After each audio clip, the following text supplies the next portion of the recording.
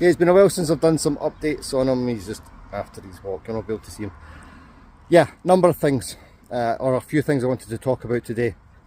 It's not linear, alright, so that's 18 months we've had him now, and he does really well some days, and other days not so great, right? So I don't know what was up with him on last Sunday when I took him out, but he was just unable to concentrate all over the place. There'll be a number of factors of that: the time of the day, what we've done the week before, my mood, the place that we're in. Alright, so there's a number of things going on there. Okay, now what happens with that is when your dog is doing really well and you're on that kind of upwards trajectory, and then you have a day or a training session or a run of days or training sessions where your dog reverts to doing the behaviours that you've been trying to work on, you know, moving away from, so the kind of bad behaviour, if you like, or the goofy stuff, they stick out because the contrast is different. So the starkness between the good days and the bad days becomes more and more and more, and our brain is wired to see those stark moments if they are detrimental to us, and not so wired to see the stark moments when they're good for us. All right, now the reason for that evolutionarily is that paying attention to bad things that cause us stress and concern, keeps us alive. Paying attention to good things just makes us happy. So say, for talking's sake, you're living in a war zone, God forbid you're living in a war zone, the moments of relief that you get from that, so, you know, those quiet moments of relief, and even not in a war zone, and if your life's super stressful, those moments of relief, it's just a breather. Yeah, but your brain doesn't pay that as much attention to them as it does when it's the other way, when you are having a really, really nice day and you get that moment of stress. That's far more important to your brain than the other way is. It's just the way that we're built. So when you get a run of those, or one or two of those sessions, don't be disheartened. Just recognise it for what it is. He is having a bad day and so am I, or we're having a bad couple of days or a bad week, and then examine what's going on there and see, is there anything that we are doing there that I can get back on track with in order to improve our successes and to optimise our training. So for me this week, it's then been doing more training in the house, more quiet, thoughtful, positive clicker training, so that we get back on track and he starts going, Dad, we have fun during training and you're just not on my case all the time. And I try not to be on his case anyway. Now, other reflections on him for today and over the last few weeks is he is starting to become more socially selective, which is excellent. All right, so he is very friendly with other dogs. The problems I've had with him before, is that he's overly friendly. So I would say when we first got him, obsessive around other dogs. Oh my God, there's another dog. That's the most exciting thing in the world. And I'm going to bulldoze in and be completely socially inappropriate. So we've done a ton of work around that. Basically just de-stressing what the dog means to him, removing the value of it and saying, the dog is the dog is there. Some are there to say hello to, some are there or not to say hello to, and when the ones that we're not saying hello to are there, there's lots of stuff happening here.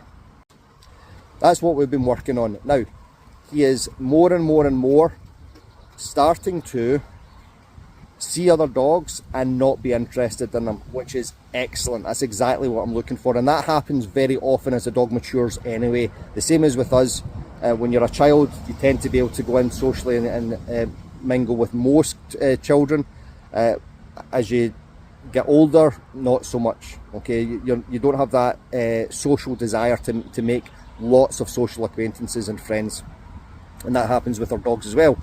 Now, I'll give you a couple of things that happened. So the other day we were out and he met two dogs who he plays with, who he is friendly with, and allow him to have brief play with them. One of them likes to be chased by him and he likes to chase. The other one, Tilly, is who I've put some videos up before. He is just happy to hang around with her, and Tilly likes me because she always wants to try to get a treat from me. Okay, now while we were saying hi, a group of off-lead dogs came in who Tilly and the other dog's owner knew, and there was a group of another 6 or 8 dogs that he had never met before.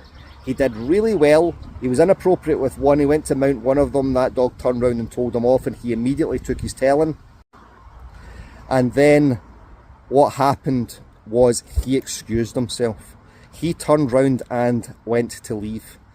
And at that point I left with him because I was watching him the whole time. So yes, it's a social interaction that I have with the other people as well, but he is my concern and I'm watching him the whole time. So he excused himself and disengaged, and I just went with him and shouted over my shoulder, "Thanks very much for letting us say hi."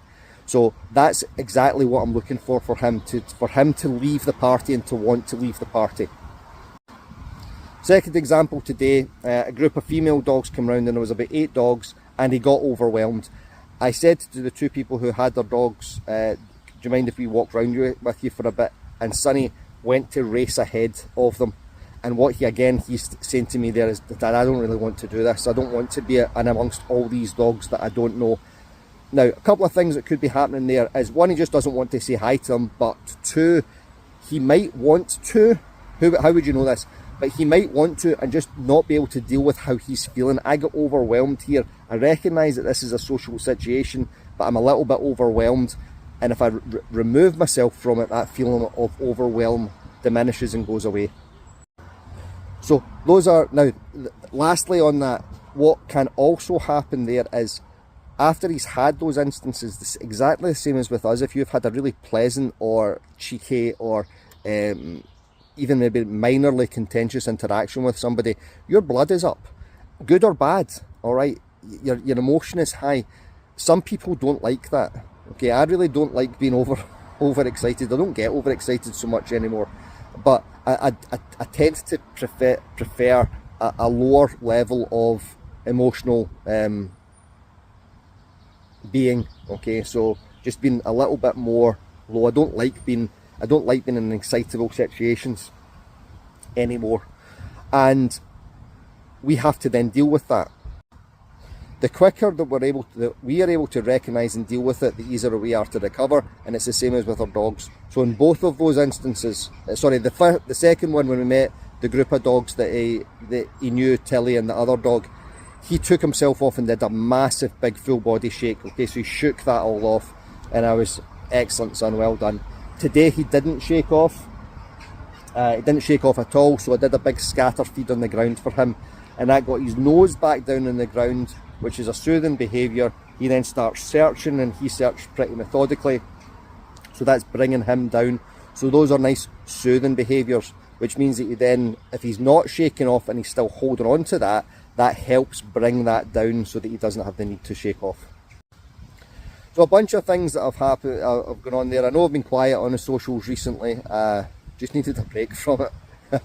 It takes work. It takes work to run socials and to put content up that people want to engage in, and then to engage with them. As I said before, our monthly membership program is there. Click on this link. We've got our meeting on Sunday afternoon, 4 p.m. UK time, 4 p.m. or 4:30 p.m. it will be. It's a 7-day free trial, so click on the link and come and join us for the call. You'll see what we do. Then the lessons are there for you as well, and then hopefully you'll stay with us for the journey that you're on with your dog. We want to help you. Much love to you. Catch you soon.